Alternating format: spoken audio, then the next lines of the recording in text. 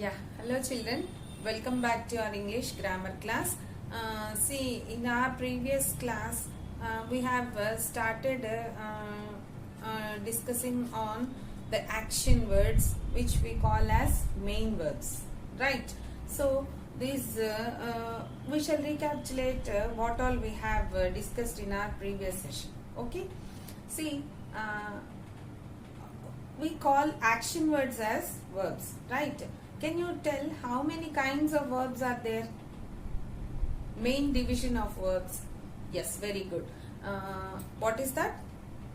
Yes, main verb and helping verb. What does main verb indicate? Yes, main verbs always indicate or main actions like eating, drinking, walking, skipping and all these kinds. The next category, yes, helping verb. Helping verbs are also called as auxiliary verbs. Can you tell how many kinds of auxiliary verbs? Again, the subdivision of auxiliary verbs. Yes, 3. What are they? Primary auxiliary, semi-auxiliary, modals. So already we have learnt clearly about primary auxiliary, semi-auxiliary, isn't it? Can you name this? How many forms we have in primary auxiliary? 3 forms. What are they? Very good. Be forms, do forms, have forms. Be forms. What I told, every verb has will have 3 forms: V1, V2, V3. Present, simple present, simple past, and past participle. Right. So can you name the 3 forms of be forms? Yes, be forms. V1 is, am, are. V2 was, were. V3 been. Do forms. V1 do or does. V2 did. V3 done. Very good. Have forms. Yes, have forms. First V1 has or have. V2 will be had. V3 also had. We also can say that these are irregular verbs. We have discussed on regular and irregular verbs also. Regular verbs will have a consistent pattern to be followed, like when changed into its V2, V3 forms, the word will have only added ed, isn't it? See, for example, play, played, played. The base form or V1 will not be changed. Without disturbing its base form, we just add ed to make it into its V2 form or V3 form. Okay, so that is regular verb. And all the remaining comes under irregular verb. They do not follow any consistent pattern. They may change. They may be either the same word in all the V1, V2, V3 forms, or entirely different words in V1, V2, V3 forms. Okay, this is about the regular, irregular verbs and also primary auxiliaries.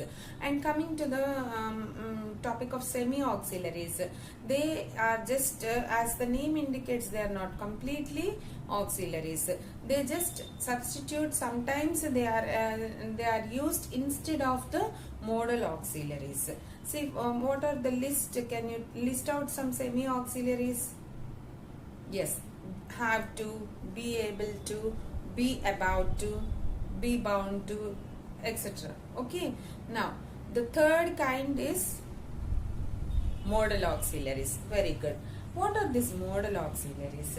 Modal auxiliaries are also the auxiliary verbs which expresses ability, possibility, intent or necessity.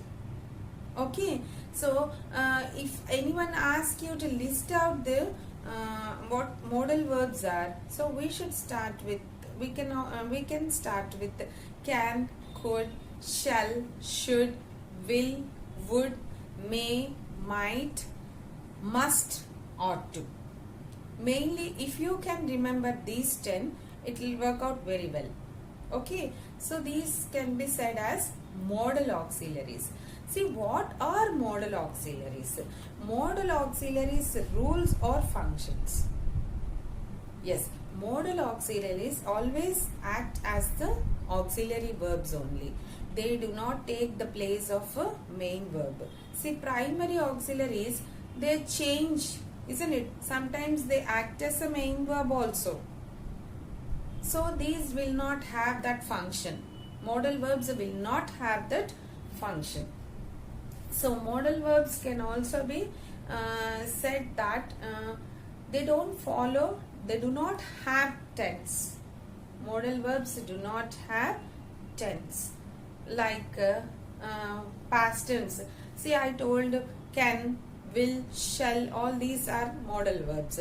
So as they don't have the past forms, sometimes could and would are used for expressing past or sometimes future forms. Okay, see, can means can only. We can't tell it as canned, willed. No past forms or no tense is followed by modal verbs.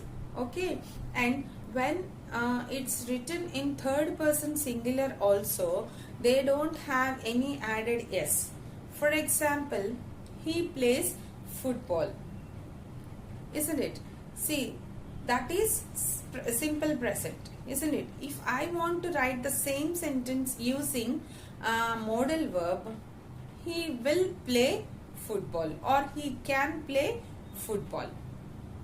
Okay, so can play, we don't add, even the subject is singular, we don't add any s to the verb, main verb. Okay, so these are a few functions of the modal verbs, right? So we shall have a look on to this table once. See, each verb and modal verb and its function. See, I told can, could, shall, should. See, can, could, both mean the same, but could is used for the past forms. It expresses the ability. Okay, see, you can observe in the table can, could. So David can speak 3 languages. It is his ability.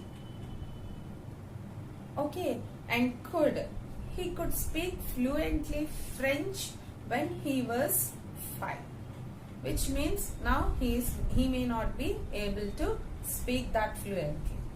Okay, this is the first one, can, could, which expresses the ability.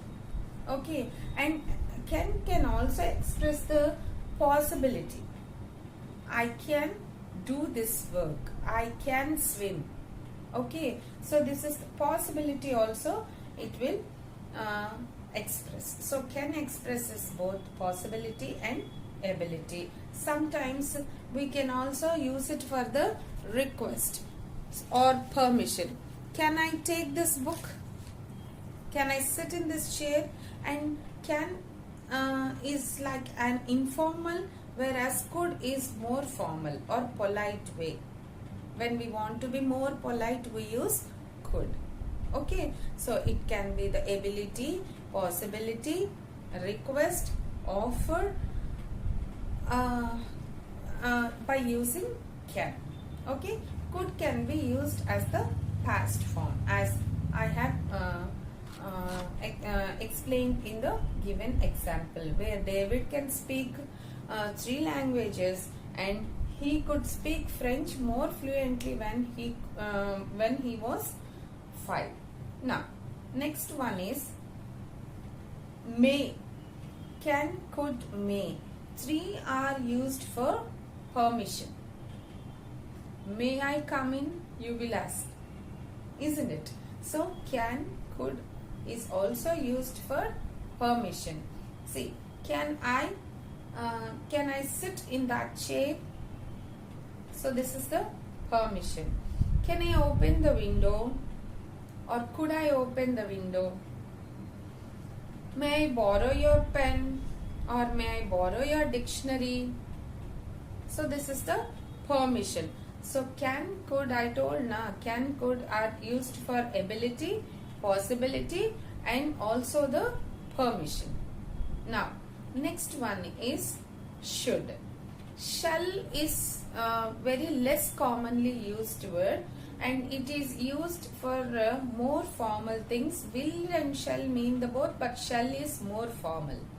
Okay, now so should. What is should? Should is used for advice. Should, ought to are very similar, but ought to means it's a compulsory obligation, ought to, whereas should is like an advice. You should visit your dentist at least twice a year. It's an advice. You should try to lose your weight. It's also an advice. Okay. Next, must, have to. What is this must and have to? See, must means it's a compulsory thing which expresses the obligation. You have to or you must. You must finish your homework before you go and watch TV. So, you have to do it. No alternative. Next, and you have to take off your shoes before you enter a temple or a church or a mass. So, you have to. It should also be used, it can also be used as an obligation. Right. Next, might, may can be used as possibility. Could, can, may, might. All these are used as a possibility. Now see, you can look at the example. It looks nice, but it must be very expensive. I am expecting Tom. The bell rang, so it must be him. Take an umbrella. It might rain later. Okay, so may, might are also used as the possibility, and also might can be used in the future expecting forms. Okay, so these are the modal auxiliaries. Okay, see, sometimes we may not be able to use auxiliaries always, modal auxiliaries. So we must also learn to use their substitutes. Okay, so while using the substitutes, what should be used in the place of modal? So semi-auxiliaries. Very good. We have already learned that the function of semi-auxiliaries is they are used in the place of the modals. Right?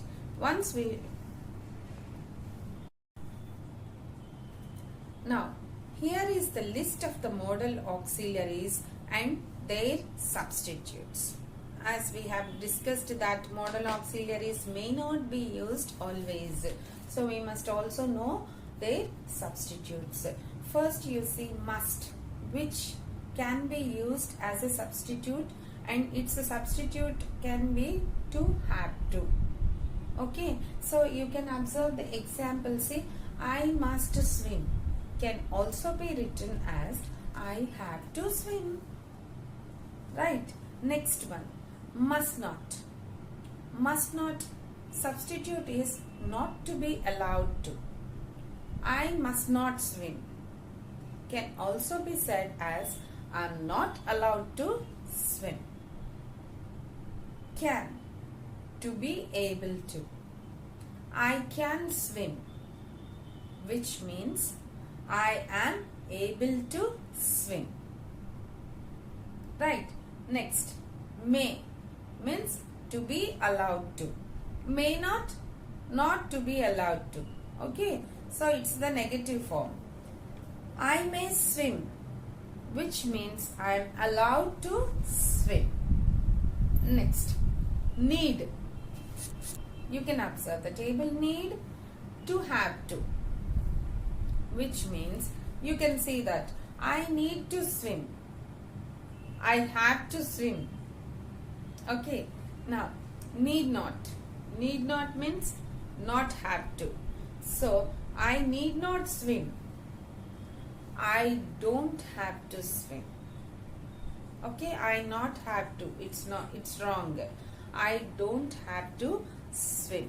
And in making questions in the modal forms, we don't make use of do, does, did as we do in the other auxiliary interrogatives or question forms.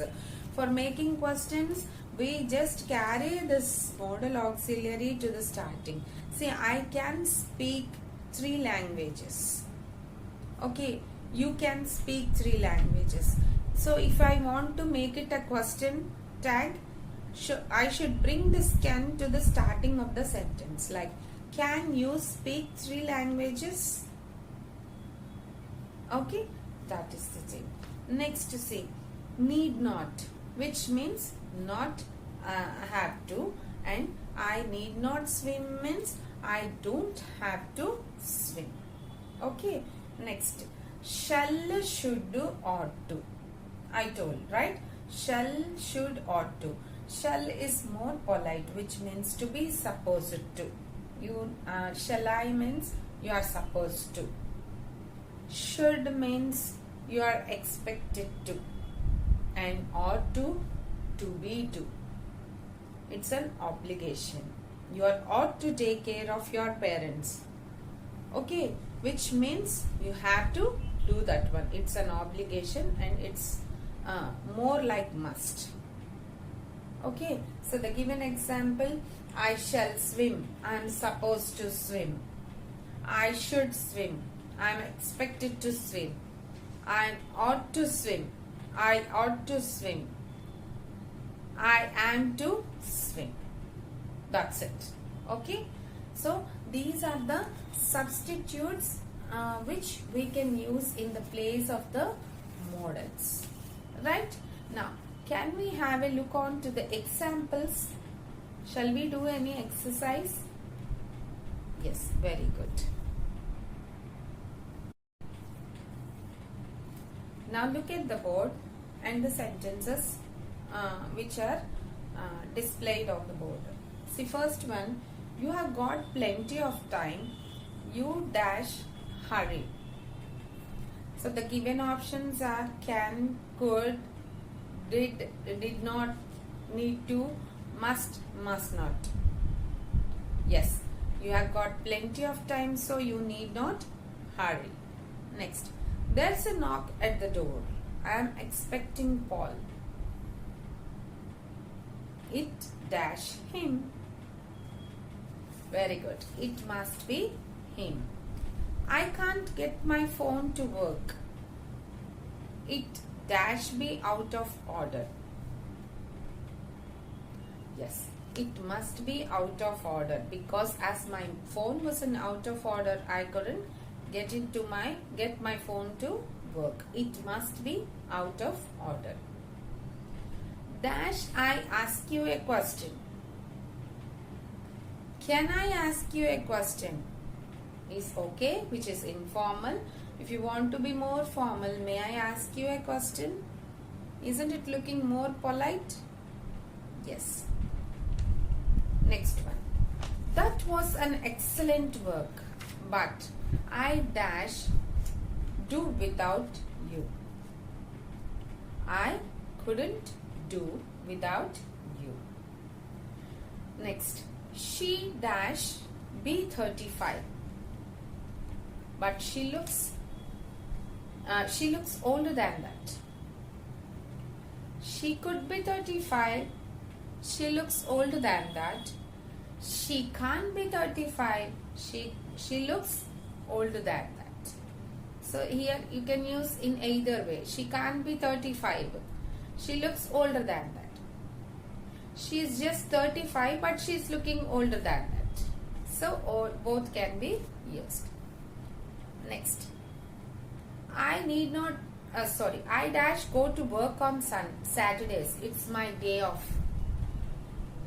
Yes, very good. I need not go to work on Saturdays. It's my day off. Next. Tom has given me a letter to post. I dash forgot to post it. Yes, very good. I must not forget to post it. Now, the last one. Anne stayed in bed this morning because she dash go to work. She stayed in bed, which means the past tense. So here we can make use of didn't need to. Did is the past form, right? So didn't need to. Next, he dash play chess when he was young. Yes, he could play chess when he was young. Okay, so hope you all are perfect with the auxiliaries. Once again, as an assignment, you can go through the table and read the notes given, and we can have a simple test in our next class. Okay, thank you.